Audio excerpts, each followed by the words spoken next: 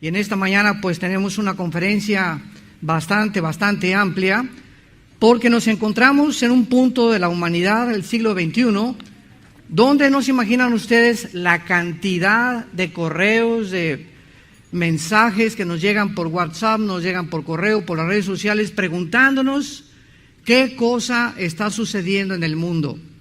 Estos misiles que envió el presidente Donald Trump norteamericano a Siria, ¿qué significado tienen?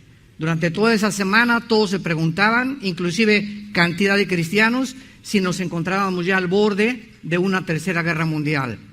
Ahora que el presidente Trump acaba de visitar Arabia Saudita, Israel, el Vaticano, en Bélgica, ya regresó a Estados Unidos, se preguntan si él es el anticristo, porque él oró en el Muro de los Lamentos y está prometiendo que su yerno, Jared, va a ser el mediador de paz entre los árabes y los judíos. Entonces hay una confusión impresionante, y ustedes se meten al internet, se meten al YouTube y encontramos una serie de barbaridades y de falsas profecías de personas que solamente quieren atraer la atención a sus redes sociales para hacerse famosos o tratar de inmiscuirse en controversias y que uno dijo esto y el otro. Pero tenemos, damas y caballeros, el libro de los libros que se llama la Biblia, el primer libro en haber sido impreso en la imprenta de Gutenberg, el libro más antiguo en registros de genética, de física, de arqueología, de geología, de antropología, de poesía, de literatura, de química y de la disciplina que tú me quieras mencionar. No existen en los libros, en los billones de volúmenes de literatura en las bibliotecas, no existe un solo libro que se pueda comparar con la Biblia. Yo tengo 40 años, este año cumplimos 40 años de levantar este mensaje a las naciones, y en estos 40 años que cumplimos en este año, no he encontrado a ningún astrofísico, ningún científico, ningún ateo, escéptico, agnóstico, que se atreva a decirnos: este libro es mejor que la Biblia. De todos los libros que existen, el Tripitaka de Buda, los Vedas de los persas, el Corán de los musulmanes, de los hindúes, no existe en la literatura un libro como la Biblia. Y cuando nos enfrentamos, por ejemplo, cuando estuve en la Facultad de Filosofía en la UNAM en México, ¿verdad? Había muchachos que se levantaban y me decían: es que es un libro que está lleno de leyendas y tonterías. Y les dije: mira, todo lo que tú me estás diciendo, ¿quién te lo dijo? Pues me lo dijo mi maestro, con razón, ¿verdad? Y resulta que el maestro era ateo. Y así las controversias que oímos de la Biblia es de gente tan ignorante que se atreven a emitir un juicio cuando ni siquiera jamás han considerado las evidencias de la Biblia. Y hoy vamos a considerar que la historia demuestra que Dios existe. Cuando Carl Sagan, el astrónomo que murió en el siglo XX, dijo antes de morir: es que yo no encontré evidencias de la existencia de Dios en el universo, no supo lo que estaba diciendo, porque 30 años antes el ateo francés, padre del existencialismo, Jean-Paul Sartre, en su libro La náusea y el muro, escribió: me he pasado la vida, le dijo a su hija, luchando contra un Dios que no existe. He estado peleando en un vacío tremendo. Ahora me doy cuenta que yo, como filósofo, Jean-Paul Sartre dijo, he fracasado. ¿Por qué? Porque he tratado de buscar y probar que alguien que no existe a personas que creen que sí existe. Es un vacío y es una pérdida de mi vida. Dice: me arrepiento de lo que he hecho con toda mi vida intelectual. Y así, cuando venimos a la Biblia nos damos cuenta, ¿verdad?, que el ateísmo es insostenible filosóficamente. Porque no se puede una persona decir: yo no creo en Dios, porque esa persona inmediatamente está diciéndonos que es omnisciente. O sea, que conoce todo el conocimiento del mundo, ya fue al universo, ya fue a las galaxias, ya fue por acá, ya por allá, y después de recurrir y comenzar a encontrar diferentes opciones para ver si existe Dios, llega a la conclusión en su bitácora: no existe Dios. Como la mayor parte de los ateos, lo hemos dicho, ¿verdad?, porque es con los que más debate tengo yo en la televisión y en el radio. El 85% de las personas ateas son personas amargadas, que sufrieron un problema que no supieron entender. Se le murió el hijo, como el director y fundador de la cadena CNN, que se murió su hija a los 17 años, le pidió a Dios que la salvara y como no se salvó, se volvió ateo. Entonces son personas que la vida les ha sido una contrariedad, no han podido tener respuestas porque existe el mal, porque si Dios es bueno permite las inundaciones y los tsunamis, etcétera, etcétera. Y como no hay respuestas en la mente limitada que tenemos, concluyen que no existe Dios. ¿Por qué? Porque cuando venimos a tratar con Dios, esto es una revelación que trasciende nuestra capacidad intelectual. Y necesitamos que el Espíritu Santo entre en nuestra vida para que podamos correr las vendas que tenemos limitadas con las cuales nacimos y que sea Dios el que comience a manifestarse en nuestras vidas y podamos nosotros dar un testimonio que realmente, como cuando yo me convertí hace algunos años, ¿verdad? Yo no sabía nada más que cuando la gente me preguntaba, les contestaba, yo solo sé que Jesús vive. Después yo de haber sido ateo casi 15 años. Yo pertenecía al comunismo, ¿verdad? Y tenía una foto del Che Guevara arriba de mi cama, idealista, y quería buscar la revolución, etcétera, etcétera. ¿Por qué? Porque es el idealismo de todos los jóvenes, cuando ni nuestros padres ni nuestra religión tienen respuestas a las interrogantes más profundas del ser humano. Muy bien, hace 2600 años, damas y caballeros, hace 2600 años, los profetas hebreos profetizaron cronológicamente, síganme con mucho cuidado, cronológicamente el orden de todos los imperios que iban a surgir en la historia humana hasta la segunda venida de Jesucristo. El Señor Jesucristo y sus apóstoles confirmaron 500, 600 años después lo que los profetas hebreos habían escrito.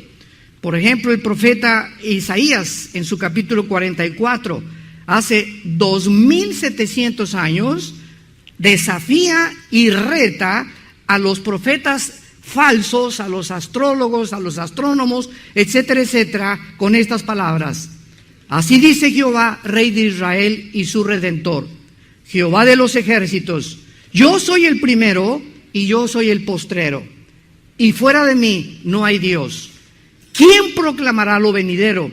Lo declarará y lo pondrá en orden, o sea, cronológicamente, delante de mí, como yo hago desde que establecí el pueblo antiguo. Anúncienles lo que viene y lo que está por venir. En otras palabras, pregúntale a Walter Mercado. No teman ni se amedrenten. No se los hice oír desde la antigüedad y se los dije. Luego ustedes son mis testigos. No hay Dios sino yo. No hay fuerte. No conozco ninguno. Este orden cronológico que el profeta Isaías escribió 100 años antes de que surgiera otro profeta llamado Daniel, que cuando en el año 568 aproximadamente antes de Cristo, el rey Nabucodonosor del imperio babilónico sitió 3 veces a la ciudad de Jerusalén y se llevó como 50,000 judíos exiliados al imperio babilónico. Entre ellos iba un muchacho llamado Daniel. Este hombre llamado Daniel es el hombre en la Biblia o el profeta que más profecías pudo recibir directamente de los mismos ángeles de Dios. Y en las profecías de Daniel encontramos nosotros este orden que voy a continuación a desarrollar.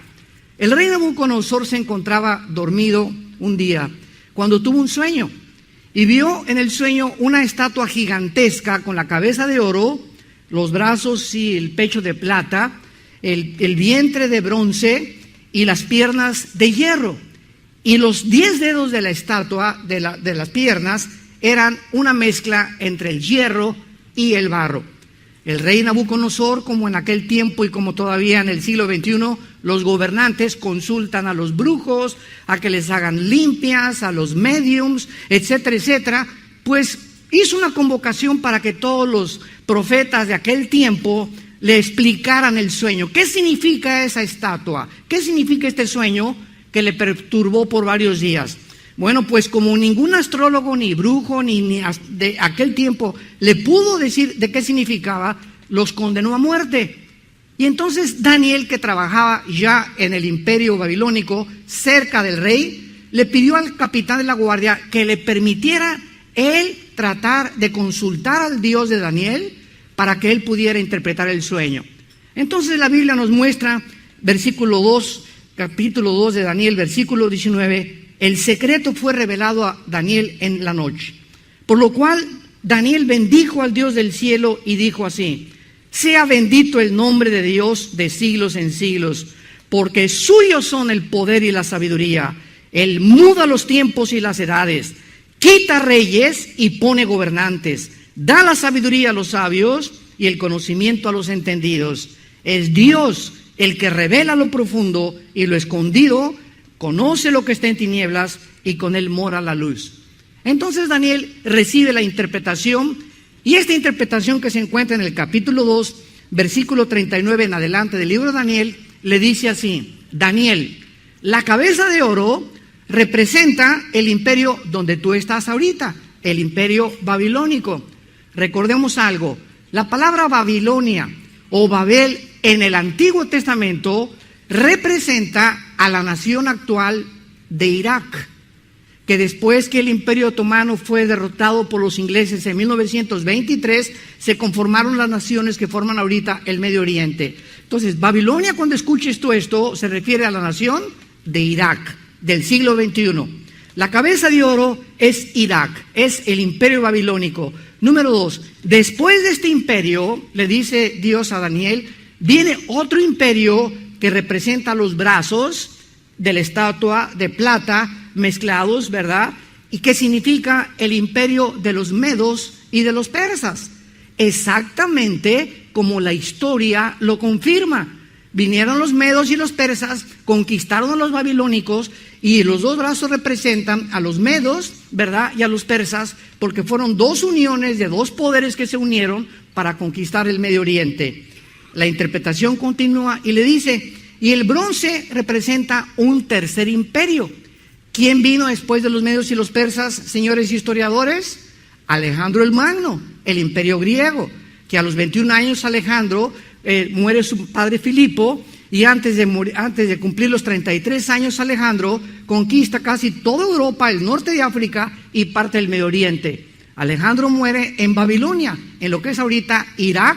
Dicen que de malaria o una sobredosis de drogas, no está corroborado ni confirmado, pero muere jovencísimo y cae de rodillas y le dice a sus 4 generales, ya no tengo mundos que conquistar, y Alejandro el Magno se vuelve homosexual en los últimos años de su vida. Estas 4 generales a los cuales Alejandro dejó, se repartieron el imperio griego entre Egipto, entre Siria, Turquía y otro país del Medio Oriente. Y cuando nosotros venimos a la Biblia, vemos que el cuarto imperio, que representa las 2 piernas, ¿quiénes siguieron después del imperio griego? El imperio romano, tal como lo dice la Biblia hace 2600 años y antes de que se formaron estos imperios. El imperio romano representa las 2 piernas porque el imperio romano aproximadamente en el año 350 se divide en Constantinopla y en Alejandría, en Europa y en el Medio Oriente. Entonces nos quedan solamente los 10 dedos de la estatua de Nabucodonosor, porque hace 2000 años no se ha vuelto a levantar ningún otro imperio después de Roma. Y aquí viene la parte más interesante, y le dice el ángel a Daniel, en los días de estos reyes, o sea, de los 10 dedos que representan la estatua, Dios levantará un reino que no será jamás destruido, ni será el reino dejado a otro pueblo, desmenuzará y consumirá todos estos reinos, pero él permanecerá para siempre. De la manera que viste que del monte fue cortada una piedra, no con la mano, desmenuzando el oro, el barro, el bronce, el barro y la plata, el gran Dios ha mostrado al rey lo que ha de acontecer en lo porvenir. En otras palabras, llegamos al año 2070 después de Cristo, cuando los romanos, dirigidos por el general Tito, entraron y devastaron la ciudad de Jerusalén. El templo de los judíos, como Cristo lo profetizó en Mateo 24:2, no quedó piedra sobre piedra. Y entonces, 600 años después, los musulmanes por uno de los dirigentes, Omar, comienzan a levantar lo que ahorita se conoce como la mezquita de Omar. Si tú vas a Jerusalén o a Israel, hay una cúpula dorada grandísima que es la mezquita que le pertenece a los musulmanes. Y los musulmanes construyen esta mezquita exactamente arriba de donde quedó derribado el templo judío. Por eso han pasado ahorita 2000 años y los judíos no tienen sacerdocio, no tienen templo, no tienen sacrificio y están esperando que venga el Mesías porque rechazaron a Jesucristo para que Él restaure otra vez el servicio sacerdotal y el ministerio de Leví y de los hijos de Aarón, del Antiguo Testamento. Entonces pasan 2000 años y llegamos nosotros aproximadamente a principios del siglo XX. En el siglo XX, antes de que comenzaran las guerras, Cristo había profetizado en Mateo 24 que vendrían tiempos en que oirán de guerras y rumores de guerras. Son palabras de Jesús. Miren que no se turben. Es necesario que esto acontezca, pero aún no es el fin, porque se levantará nación contra nación, reino contra reino, y habrá pestes, hambres, terremotos en diferentes lugares, y será el principio de los dolores. Damas y caballeros, en toda la historia ha habido guerras. Como lo dijo hace mucho tiempo un gran escritor inglés que ya murió, C.S. Lewis, de la Universidad de Oxford en Inglaterra. Escuchen las palabras de C.S. Lewis antes de la Segunda Guerra Mundial. Y dijo así: la guerra no crea ninguna situación absolutamente nueva, simplemente agrava la situación permanente humana para que ya no podamos ignorarla. La vida humana siempre ha sido vivida en la orilla de un precipicio. Estamos equivocados cuando comparamos la guerra con la vida normal, porque la vida nunca ha sido normal. Esto es tremendo y profundo. Y así ha sido, ¿verdad? Las amenazas de guerra nunca han sido nuevas en la historia. De acuerdo al Instituto para la Investigación de la Paz en Suecia, Estocolmo, en los aproximadamente 6,000 años que tenemos de historia, solamente ha habido 25 años de paz. En 6,000 años de historia humana, el ser humano no ha podido vivir en paz más que 25 años. Esto es increíble. Entonces, este escritor inglés le dio perfectamente en el clavo, ¿verdad? Las guerras no son algo nuevo. Hemos vivido desde Caín asesinó a Abel, una historia de guerras, de homicidios, de divorcios, hijos contra padres, padres contra hijos, ciudadanos contra los gobiernos, que el comunismo, que la democracia, que el socialismo, que las monarquías, buscando sistemas de gobierno, buscando algo que pueda establecer justicia y paz. Y estamos en el siglo XXI y se han probado todos los modelos económicos, todos los modelos sociales, todos los modelos gubernamentales y todos han fracasado. En 1989, Mikhail Gorbachev llega con el Papa Juan Pablo II al Vaticano, Gorbachev, y le dice al Papa: permítame tomar el estrado del Vaticano para dar un mensaje al mundo. ¿Qué mensaje quiere dar? El comunismo fracasó. ¿Cómo que fracasó? Sí, fracasó. ¿Y por qué? Y contesta Gorbachev en su libro La Perestroika: por dos razones. Uno, sacamos a Dios de la Unión Soviética, y dos, nos aislamos del capitalismo. Gorbachev, de acuerdo a haber sacado a Dios y haberse aislado del mundo capitalista, hizo que Rusia estuviera muriéndose de hambre en la década de los 80s. Y en el 89 ya no resistieron más, derrumbaron el muro de Berlín que dividía la Alemania oriental del occidental, y vemos que cayó el comunismo. Y ahora, ¿verdad? Yo todavía en aquel tiempo, para ser comunista necesitabas ser ateo. ¿Por qué? Porque el comunismo tiene una plataforma que es el darwinianismo, o sea, que venimos de chita, que venimos de los animales. Y como los científicos no pueden nunca jamás decirnos de dónde venimos, quiénes somos y a dónde nos dirigimos, porque para que sea científico tiene que ser repetitivo, señores que nos acompañan, la ciencia jamás nos podrá decir más que especulaciones, hipótesis. Pues fue una explosión del Big Bang, pues a lo mejor el dinosaurio se convirtió en camello, el camello en elefante, el elefante en perro, el perro en gato, etcétera, etcétera. Cuando en 1980 Gregorio Mendel descubre las leyes de la herencia En 1954 el doctor Crick y el doctor Watson descubren el ADN, el ácido desoxirribonucleico, y les dan el Premio Nobel de Medicina, descubriendo que la genética, las leyes de la genética y de la biología impiden la evolución, y jamás en los últimos 150 años ha habido una mutación de una especie a otra especie. ¿Qué le estoy diciendo, señores maestros que nos acompañan? ¿Por qué le enseñan a los alumnos que venimos de Darwin y venimos de un sistema evolutivo? Porque no tienen otra respuesta, porque no conocen las evidencias científicas de la Biblia, porque quieren rechazar completamente cualquier otra cosa que no sea la especulación filosófica de doctrinas y teorías completamente absurdas, que la ley de la termodinámica, la primera y la segunda ley de la termodinámica, las leyes de la biología, las leyes de la genética, las leyes de la física, de la entropía, niegan que haya una evolución, pero se sigue enseñando. ¿Por qué se sigue enseñando? Muy bien lo decía Joseph Goebbels, el ministro de propaganda de los nazis. Cuando una verdad se enseña 100 años, se acaba aceptando como una verdad. Y como no hay ninguna otra cosa que enseñar, se sigue enseñando en los museos, en las universidades, en las secundarias, etcétera, etcétera, que nosotros provenimos de un sistema evolutivo completamente natural y accidental. Una vez yo le pregunté a una persona evolucionista en una universidad que me quiso debatir y le dije, vamos a suponer que fue la explosión y entonces la materia vino a existir. Pregunta, ¿la materia produce el pensamiento? ¿La materia produce el pensamiento? Si somos el resultado de una explosión y una mezcla de químicos que hubo ahí en el universo en algún día y todo salió, ¿de dónde salió entonces el pensamiento? ¿De dónde salió la conciencia? ¿Por qué somos tan diferentes de los animales? Los animales tienen alma, pero no tienen espíritu. Nosotros fuimos creados a la imagen y semejanza de Dios, y es la dignidad que nos hace diferentes a los animales. Fuimos creados para conocer a Dios, como decía San Agustín: oh Dios, hasta que mi alma no pueda encontrar descanso en ti, seré político, seré deportista, seré Mr. México, Miss Universo, seré lo que quieras, alcanzaré las cumbres más altas del éxito, pero mi alma seguirá vacía, porque fuimos creados para que Dios la llenara.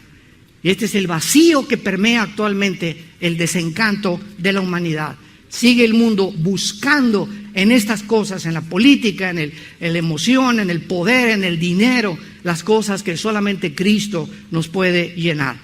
Ahora, muy bien, viendo nosotros el siglo XX, llegamos cuando la Primera Guerra Mundial y la Segunda Guerra Mundial. Siempre ha habido guerras, pero no fue hasta el siglo XX que nación contra nación se juntaron para que en 1914 terminara la Primera Guerra Mundial y para que en 1939 comenzara la Segunda Guerra Mundial, donde murieron en el siglo XX más de 150 millones de personas, señoras y señores.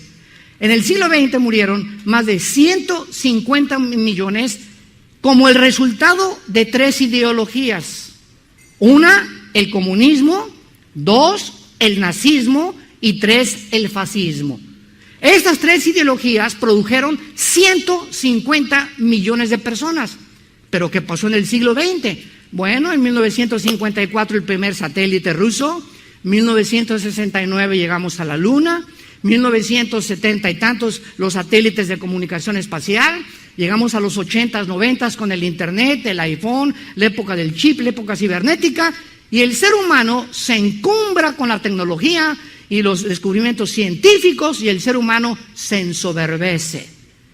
Nunca en la historia, damas y caballeros, nunca ha habido más ateos que en el siglo XX. Nunca. Antes del siglo XX, Blaise Pascal, uno de los más grandes científicos franceses, cristiano. Isaac Newton, el que descubrió las leyes de la gravitación, cristiano, y escribió libros sobre el Apocalipsis. Louis Pasteur, el mismo Alberto Einstein, no era ni siquiera ateo. Pero pasamos los 50, 60, la época de los descubrimientos, y el hombre viene entonces Bertrand Russell y Richard Dawkins y Sam Harris y Sigmund Freud, que era ateo también, Carlos Marx, que era ateo también, Friedrich Nietzsche, el padre de todos los ateos del siglo XX, que muere en un manicomio. El Friedrich Nietzsche, el que influyó a a los nazis, influyó a los comunistas, influyó a los fascistas. Muere en un manicomio el que dijo Dios está muerto, y muere homosexual también. Esos son los grandes líderes y los grandes ideólogos y los grandes héroes que nosotros a la juventud le queremos presentar en las escuelas. Esa es la razón por la cual la juventud se encuentra tan confundida. Ahorita las estadísticas dicen que los matrimonios entre los 18 y 25 años de edad en Latinoamérica duran 1 año. Es el más grande índice de divorcios del siglo pasado. Ya un matrimonio entre los 18 y 25 años de edad duran 2-3 años máximo. ¿Por qué? Porque están casando al vapor. Muchachas que se quieren salir de su casa, hombres, ¿verdad?, que no han acabado porque se embarazan antes de tiempo, pero vemos nosotros la destrucción de la familia y vemos cómo se ha institucionalizado ahora ya los famosos matrimonios gay, donde el ser humano y la sociedad va a determinar qué es el matrimonio. Discúlpeme, el matrimonio no lo fundó la doctora Corazón, lo fundó Dios.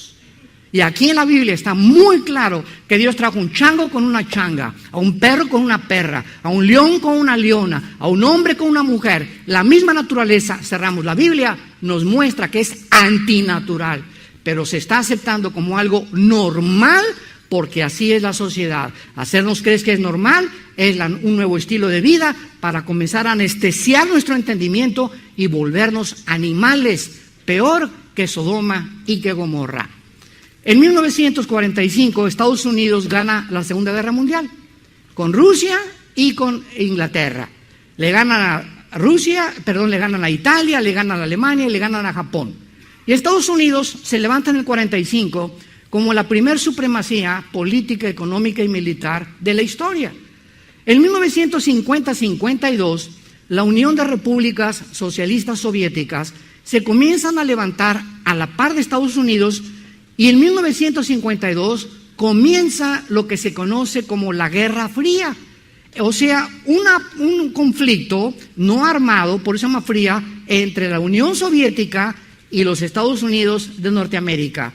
Los dos, ¿verdad?, sin lanzarse misiles, compitiendo por a ver quién tiene el control principalmente del Medio Oriente.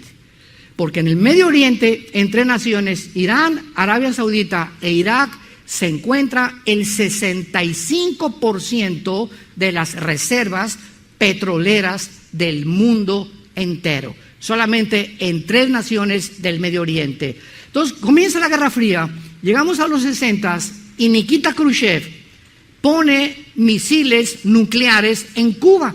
Le da permiso a Fidel Castro de poner misiles nucleares apuntando a Estados Unidos. Los satélites norteamericanos localizan los satélites. Y entonces, en aquel entonces, el presidente John Kennedy le manda un mensaje a Nikita Khrushchev: o lo saca usted de Cuba o entramos a la Tercera Guerra Mundial.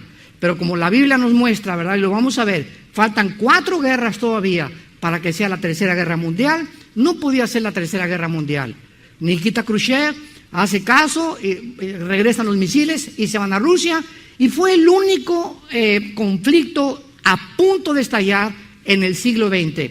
En el 89, Gorbachev, como dijimos, confiesa en el Vaticano al Papa Juan Pablo II y al mundo entero que había fracasado el comunismo, y de 1989 hasta el año 2003-2004 del siglo XXI, Estados Unidos se perpetúa con la supremacía política, económica y militar del mundo.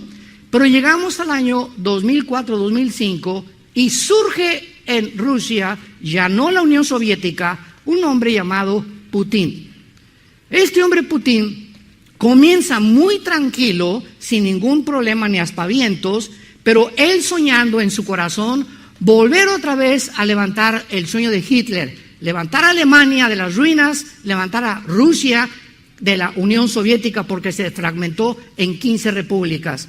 Entonces llegamos al 2008 y viene la caída de la bolsa de valores en Nueva York. 777 puntos cae la bolsa de valores. Más de 26 billonarios se suicidan, se ahorcan, se cortan las venas. Billonarios. Tú me puedes preguntar: oiga, pero ¿cómo es posible que un billonario pierda en 1 hora todo el dinero? Espérame, es que esos billones no se guardan debajo del colchón. ¿verdad? Ni tampoco en los bancos que dan intereses paupérrimos de intereses para tener dinero ahí. Los invierten la mayoría en acciones, en la bolsa de valores, y se va abajo la bolsa de valores con todas las acciones y se quedaron de la noche a la ruina. Como lo dice la Biblia en el Salmo 37, Dios deshace como polilla lo más apreciado del ser humano. Tú ahorita me puedes decir, bueno, yo estaba esperando llegar a los 10 millones de pesos para poder ya descansar, irme a Hawái, unas casas a mis hijos, etcétera, etcétera. Cuando la Biblia dice, ¿sabes una cosa? Ninguno de los que estamos escuchando ahorita esta conferencia, ni de los que nos escuchan por internet y las redes sociales, ninguno de nosotros tenemos la seguridad de amanecer mañana. Ahorita saliendo una embolia, un ataque al corazón, una bala perdida, un accidente de tránsito, nunca sabemos. La semana que entra puede estar aparentemente saludable y vas al médico y el médico te dice, las radiografías no mienten, tiene usted un cáncer que ha invadido su cuerpo. Y cuando tienes estas noticias y cuando esto pasa, nuestros sueños, nuestras aspiraciones se esfuman como una bomba de jabón y nos damos cuenta para qué vivimos. ¿Para qué vivimos realmente? ¿Para hacer dinero? ¿Para buscar poder? ¿Para dejarles un mal ejemplo a nuestros hijos?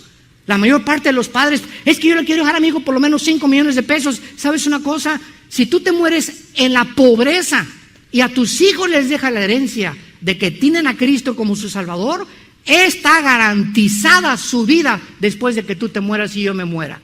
¿Por qué? Porque Jesucristo nos ha dicho, nunca te dejaré, nunca te desampararé.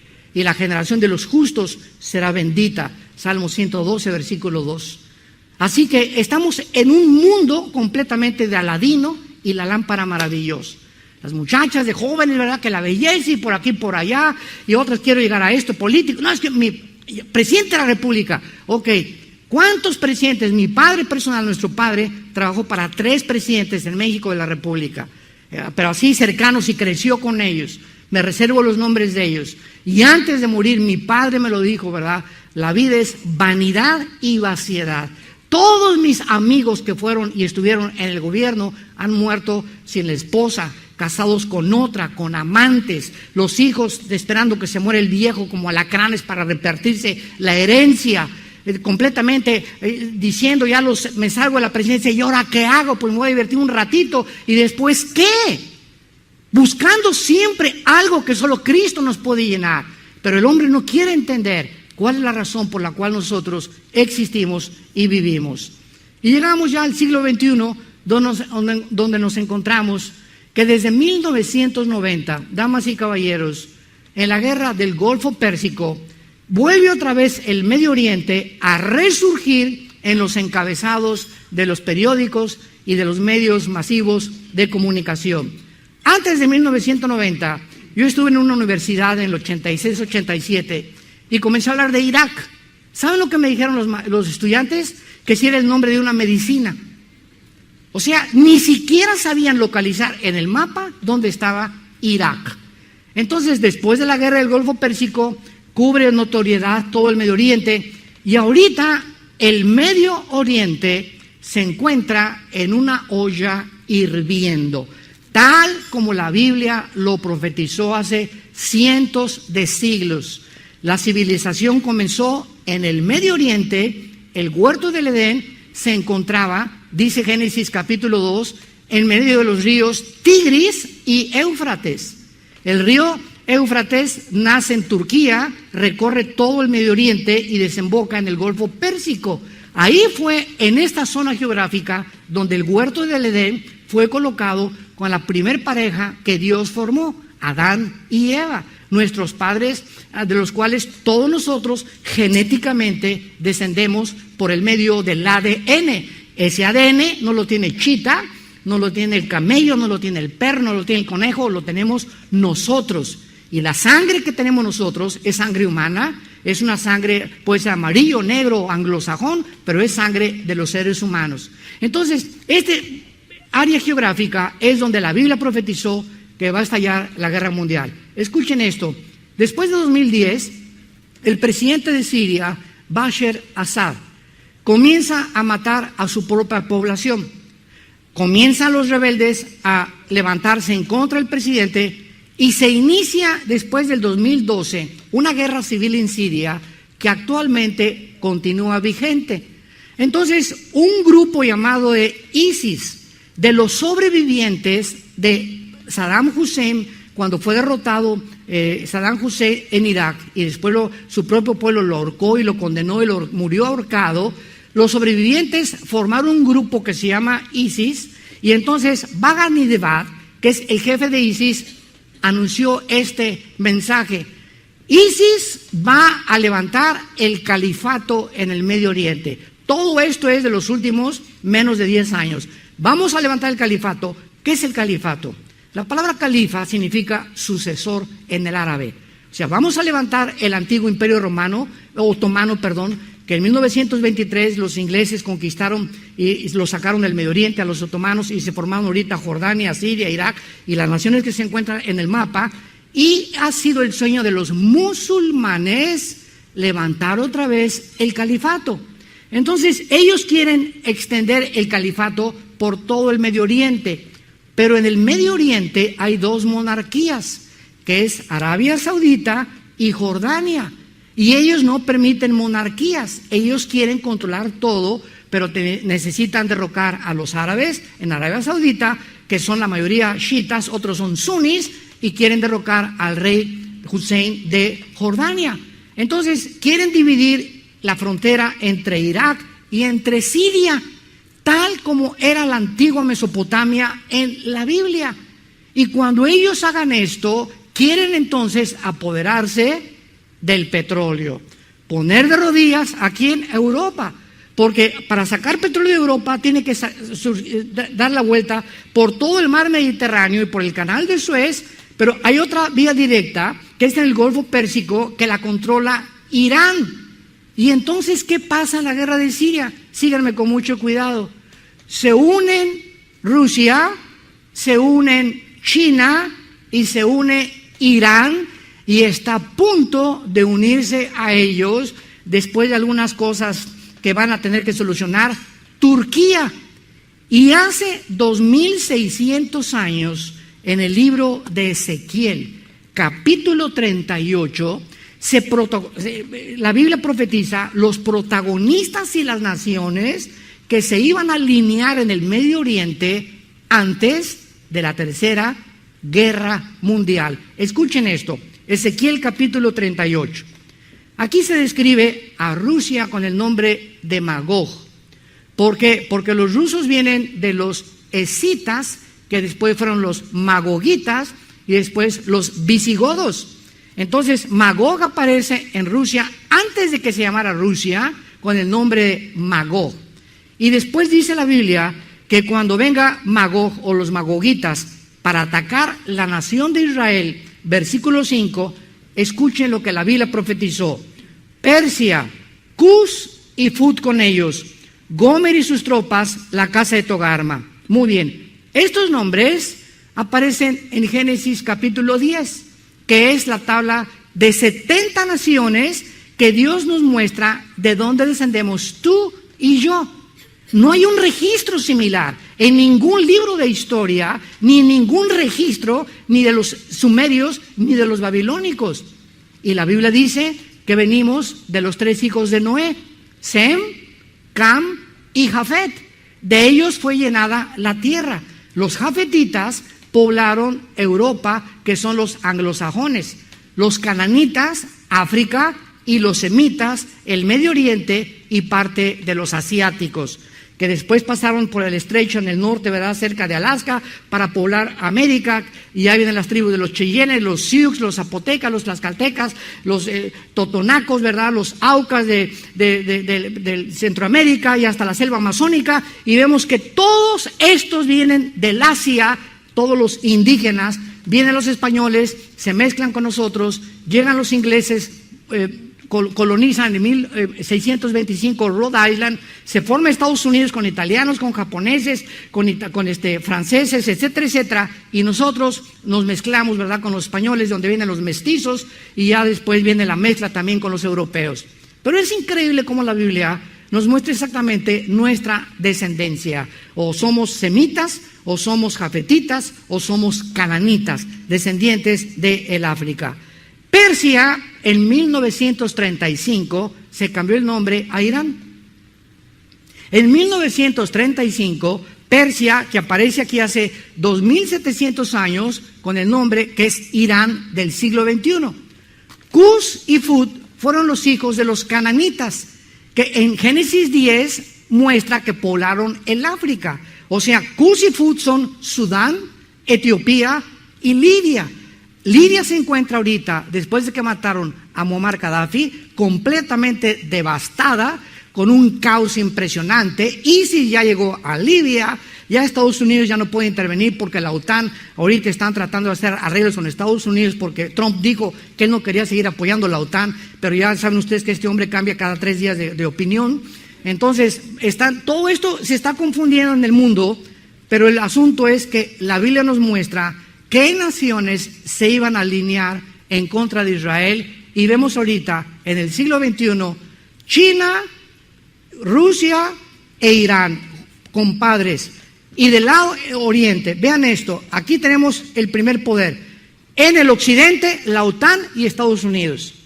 Ahora muy bien, ahora que estuvo antier o ayer Trump en Bélgica, en su discurso con la Organización de Naciones del Tratado del Atlántico del Norte, que es la OTAN, llegó a la conclusión, gracias a Dios, que tampoco el Tratado Internacional de Comercio lo va a violar.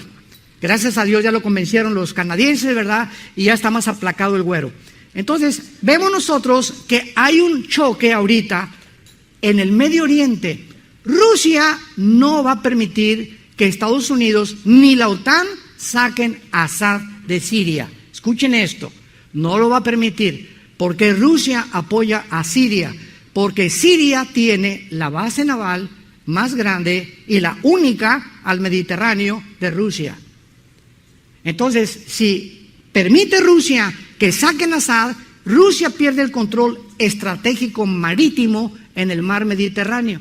No lo va a permitir, sobre todo Putin, que viene con todo el armamento nuclear que ahorita vamos a ver.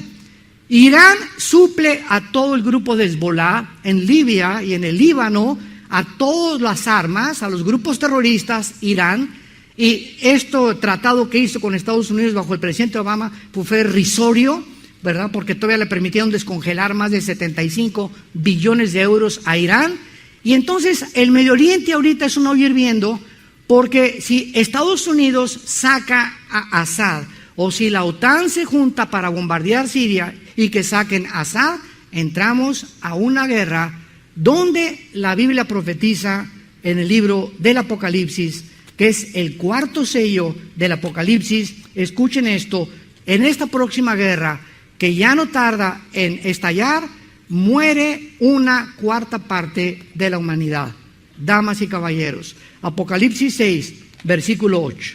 He aquí, miré un caballo amarillo, que es el 4º caballo del Apocalipsis, y el que lo montaba tenía por nombre Muerte, y el Hades o el infierno le seguía, y le fue dado poder sobre la 1/4 parte de la tierra, para matar con espada, con hambre, con mortandad y con las fieras de la tierra. Damas y caballeros, ¿cuántos habitantes poblamos actualmente el globo terráqueo? 7.5 billones aproximadamente, según el último almanaque mundial. 7.5 billones. ¿Cuánto sería 1/4 parte? 2 billones de personas. ¿Saben ustedes lo que es 2 billones de personas?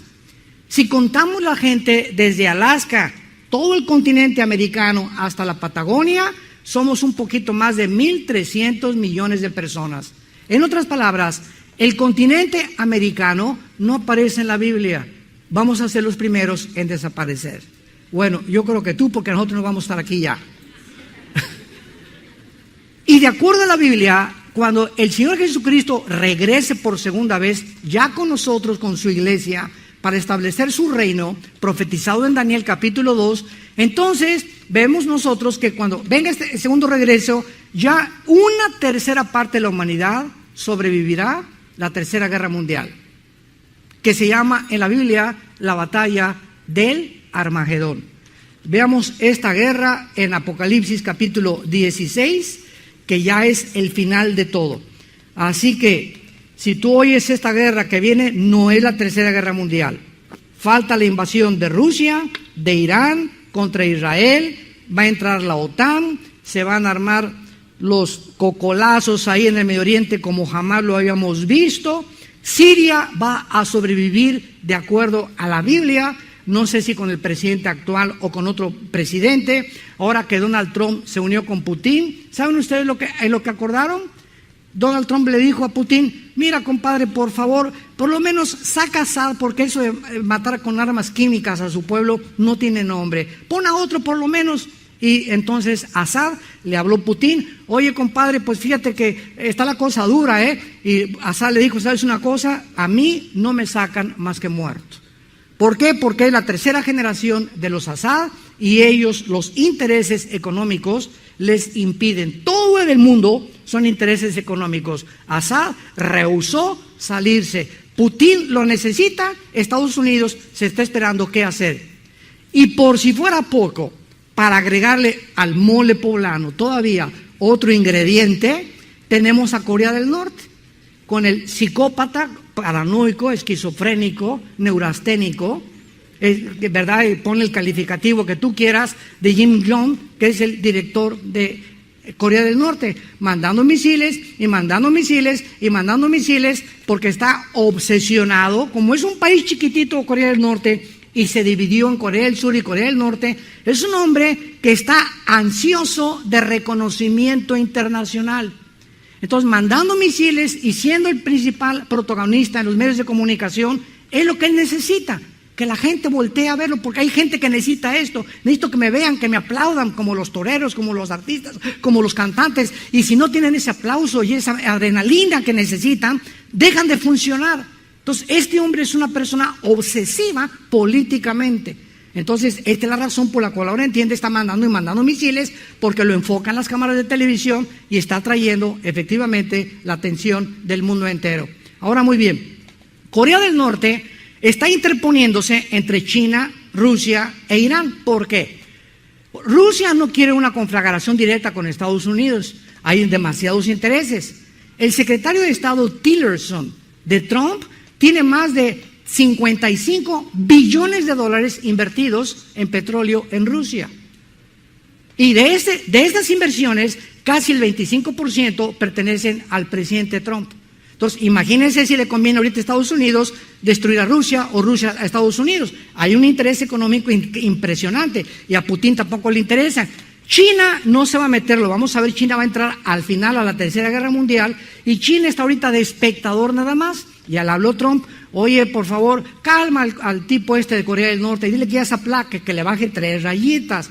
Pero China no le conviene detener a Corea del Norte, porque China, entre el mar de Japón y Corea del Norte, hay islas donde China tiene bases nucleares con misiles. Entonces no le conviene, ¿verdad?, tampoco aplacar a Corea del Norte, sino que China, escuchen esto, China, Rusia e Irán están esperando a que este loco de Corea del Norte haga 3 cosas diferentes. 1, Corea del Norte no va a mandar un misil contra Estados Unidos, lo va a mandar contra Corea del Sur. En Corea del Sur hay 30,000 tropas estacionadas norteamericanas. Si Corea del Norte manda un misil a Corea del Sur, Estados Unidos tiene que entrar inmediatamente a la guerra, porque tiene 30,000 Marines estacionados en Corea del Sur. Número 2, Corea del Sur puede mandar un misil a Japón. Y si ataca a Japón, Estados Unidos ahorita protege a Japón. Estados Unidos entra a la guerra. Y en tercer lugar, la tercera opción de Corea del Norte es mandar un misil a Israel. Si ataca a Israel, Estados Unidos entra porque Estados Unidos lo protege. Entonces, Rusia e Irán están esperando que Corea del Norte provoque la guerra entre Estados Unidos, escuchen, y entonces Rusia justificadamente, para defender sus intereses y las personas que están involucradas o los gobernantes, ya ante el mundo no tiene nadie que le pueda levantar la mano y decir: eres un invasor o un imperialista. Entonces, este ajedrez que se está conjugando en el Medio Oriente es exactamente como la Biblia lo profetizó. Y después de la cuarta parte de la humanidad, en la quinta trompeta de Apocalipsis 9, muere una tercera parte de la humanidad. En la tercera guerra mundial, en el Armagedón, cuando Cristo regrese, una tercera parte de los seres humanos vamos a morir, cerca de 5 billones de personas. En las 3 guerras que faltan, y cuando Cristo venga, una tercera parte sobrevivirá. Y casi siempre serán los indígenas de las montañas, ¿verdad? Los que no tuvieron ni televisión ni sabían de dónde estaba ni siquiera España. Dice Apocalipsis 16 en la guerra final, que es el Armagedón. El sexto ángel derramó su copa sobre el río Éufrates. Qué interesante otra vez. La Biblia comienza con el río Éufrates y termina con el río Éufrates, el Medio Oriente. El agua se secó para que estuviera preparado el camino a los reyes del Oriente, que son Tailandia, Filipinas, Japón, Rusia y la confederación política que se va a unir para llegar a Israel y tratar de atacar a Israel. Versículo 13, y vi salir de la boca del dragón y de la boca de la bestia y de la boca del falso profeta 3 espíritus inmundos a manera de ranas. Son espíritus de demonios que hacen señales, milagros, y van a los gobernantes del mundo para reunirnos a la batalla de aquel día del gran Dios Todopoderoso. Y los reunió en un lugar que en hebreo se llama Har Magedón, que significa Har en el hebreo, monte, Magedón, matanza, el monte de la matanza. En Joel 3, el valle del Megiddo o el valle de Jezreel. Ahí se juntarán las confederaciones políticas del norte por Rusia, del sur por Egipto, del occidente por el anticristo y del oriente por todos los que van a venir y se van a reunir en el norte de África y se van a reunir en Israel. Qué interesante que Israel sea la manzana de la discordia donde atraerá a los ejércitos del mundo para que ahí, antes de que nos acabemos unos con otros, el Señor Jesucristo desciende con todos nosotros a impedir que destruyan el Medio Oriente y establecer su reino milenial. Damas y caballeros, escuchen lo que la Biblia dice, cómo viene Jesucristo antes de que sea destruido el mundo entero. Zacarías capítulo 14. He aquí el día de Jehová viene, y en medio de ti serán repartidos tus despojos, porque yo reuniré a todas las naciones para combatir contra Jerusalén. Y se afirmarán sus pies en aquel día, hablando de Cristo, sobre el monte de los olivos. Cuando Jesucristo regrese, Él se va a parar exactamente en el monte donde Él fue crucificado. Ahí se pondrán sus pies y vean lo que va a suceder, que esté enfrente de Jerusalén al oriente. El monte de los olivos se partirá por el medio del oriente al occidente y del norte hacia el sur, haciendo un valle muy grande. Cuando Cristo venga, se hará una cruz en la tierra, en Israel, completamente, ¿verdad? No dice la Biblia de cuántos metros o kilómetros, pero se partirá del norte al sur y del oriente al occidente. Y dice la Biblia, y entonces vendrá Jehová con mi Dios y con él todos sus santos, para reinar a todos aquellos los que en esta vida descubrimos que somos agentes morales, no venimos de los animales, somos responsables. Y escucha, cada decisión que tú tomes tiene acciones y consecuencias.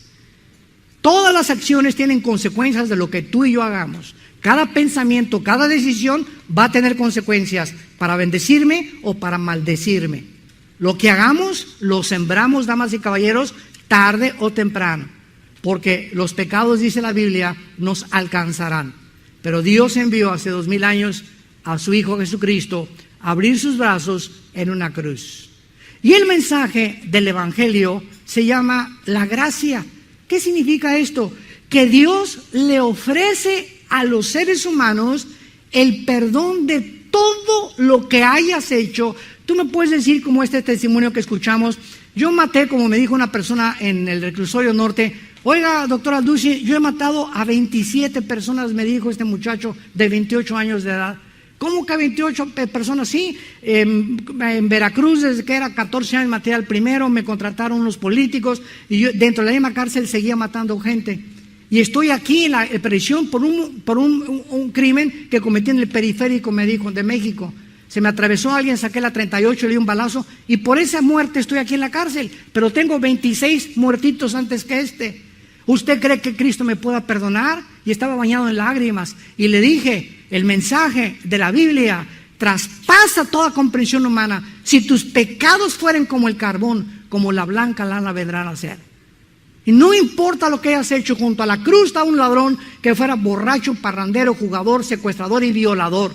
Así que no te jactes tú, ni te digas San Clodomiro o Santa Rita de Casia. Porque Cristo vino por los pecadores, no vino por los buenos. Vino por los borrachos, parranderos, ex homosexuales, ex lesbianas, ex drogadictos, ex fariseos, ex religiosos, ex ateos.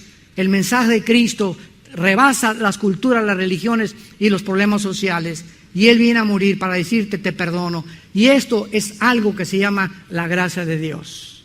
Sin que tú hagas nada, después Él entra a tu vida y te da el poder de hacer buenas obras y buenas acciones, como lo escuchamos en el testimonio. Antes de que tú no tengas a Cristo, es imposible que podamos nosotros agradar a Dios, porque sin derramamiento de sangre no hay redención de pecados. Mas Él mostró su amor para con nosotros en que siendo pecadores, Cristo da su vida en nuestro lugar en una cruz. Él justo, Él inocente, muere por nosotros los culpables. Este es el mensaje glorioso. Las religiones, ¿qué mensaje te ofrecen? Pórtate bien, vete a la villa de rodillas, haz sacrificios, bautízate, toma ceniza, el miércoles de ceniza, cumple con tu religión y tal vez, porque a lo mejor te vas al purgatorio o al limbo, entras al cielo después. La Biblia solamente habla de cielo o infierno. No hay purgatorio, no hay limbo, no hay reencarnación, no hay ningún estado intermedio. Tú te mueres hoy en la noche y te vas directamente al infierno o te vas a la presencia de Dios. Y eso tú te da la oportunidad a Dios en esta mañana de que tú lo decidas. De que tú escojas en esta mañana a qué amo quieres servir. Y tenemos una sola vida y así se nos va. Una vida para escoger en esta mañana a qué amo quieres servir. ¿Quieres seguir en el camino ancho, donde va la mayor parte de la gente? El camino de las pasiones, el camino donde tú pones tus leyes, el camino donde tú haces lo que te da la gana, o la puerta angosta, dijo Jesucristo. Pocos entran por la puerta angosta, porque es la puerta donde te hincas, lloras por tus maldades y tus pecados y le pides perdón esta mañana a Cristo y le dices que entre a tu corazón como tu Señor y Salvador. ¿Qué quisieras hacer tú esta mañana? Los invito a que inclinen su rostro por algunos minutos y así con tu rostro inclinado, los que gusten. Quiero decirte que no has venido como una coincidencia a escuchar este mensaje. La Biblia está llena de evidencias históricas, arqueológicas, geográficas, genéticas, biológicas, físicas, que es un libro sobrenatural. El libro de los libros, el libro maravilloso, el manual, el mapa que Dios nos ha dejado para que sepamos qué camino tomar, cómo gobernar nuestra casa, nuestro matrimonio, cómo gobernar nuestros hijos, cómo administrar nuestros negocios, cómo vivir para Dios. Porque solo viviendo para Él vale la pena vivir. Si vivimos para Él vivimos, y si morimos para Él morimos. Ya sea que vivamos o que muramos, le pertenecemos a Él. ¿Qué tengo que hacer, me preguntarás, para poder experimentar este perdón? Que no merezco. Nadie lo merece, porque no es por obras. Es un regalo gratuito que Él pagó, su Hijo, en nuestro lugar, en esa cruz. El herido fue por nuestras rebeliones, molido por nuestros pecados. El castigo que merecíamos nosotros lo llevó su Hijo en la cruz, y por sus llagas hemos sido nosotros sanados, mentalmente, físicamente, espiritualmente.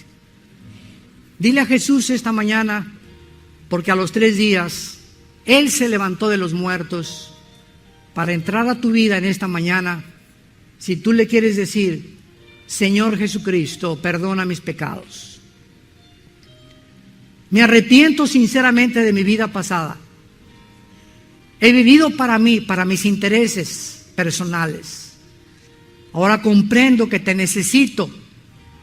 Oh Dios, te necesito.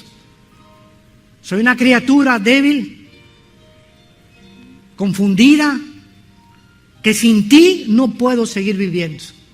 Lo reconozco. Creo que en esa cruz en mi lugar pagaste con tu sangre, y te invito a que en este instante entres a mi vida como mi Señor y mi Salvador. Gracias, Padre, por haber enviado a tu Hijo a este mundo hace 2000 años a pagar una deuda que yo tenía pendiente contigo, y que ahora me dices que Él la canceló en la cruz para que yo pueda ser libre en esta mañana de culpa y de todo mi pasado, porque pongo mi vida completamente en tus manos. En el nombre de Jesús. Amén. Gracias a Dios por la Biblia.